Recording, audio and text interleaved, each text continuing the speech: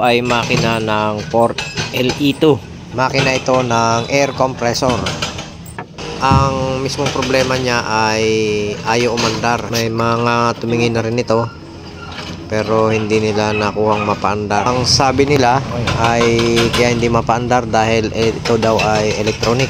Cylinder number 4, lumalabas sa intake ang usok habang nire-redondo siya.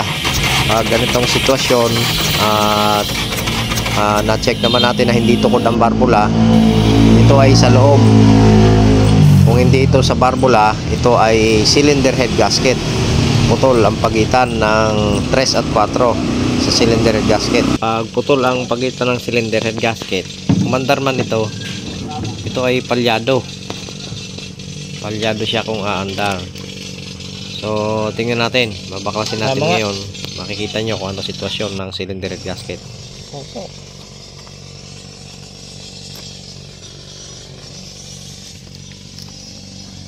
Parang ano, piston ng BC ito ah. Yung tubig naman sa ibabaw ng piston, yan naman ay tubig lang na pagbunot natin ng cylinder head. Ano kaya itong malyabe? Ligpit. Total dead. Kumandar man yan, palyado. Kaputol na rin, no? Kaputol na lahat yan. Nagpabili lang tayo ng cylinder head gasket at pagbalik natin ay ito na. Kawaan na ulit para mabuo na natin at mapakinggan na natin yung andar. Linis-linis na lang tayo. Linis ng ating mga pyesa bago natin ikabit.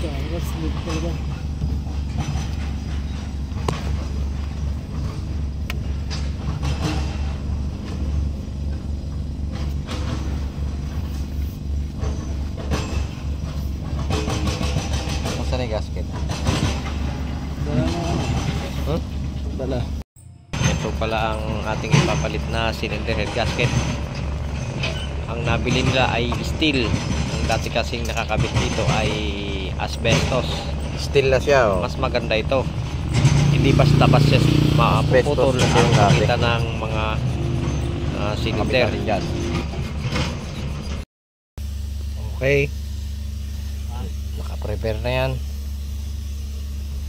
Nalinis na natin ang head surface ng black. Malinis na to. So ito yung gasket natin ikakabit. Yun.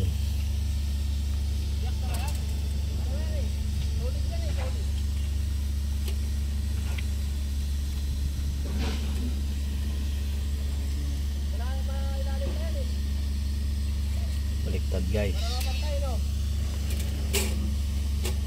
Yun. Yan ang sakto. Silipin natin ilalim. Ayun oh. Ayun ilalim. Okay. Head na lang. Lalagay.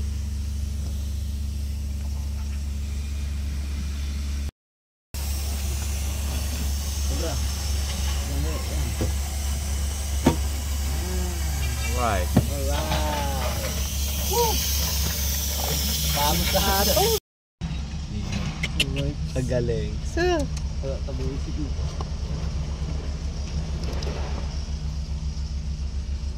Malapit na. Konti na lamang.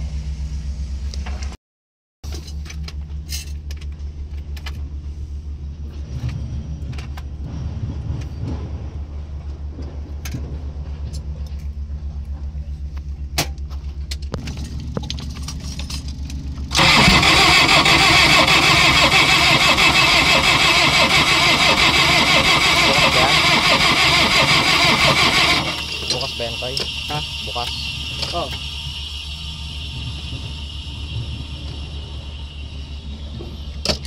Okay.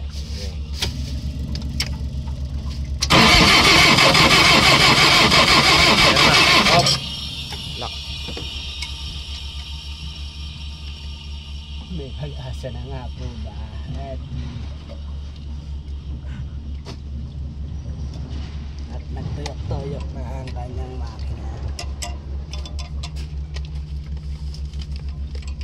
kompleto na tubig.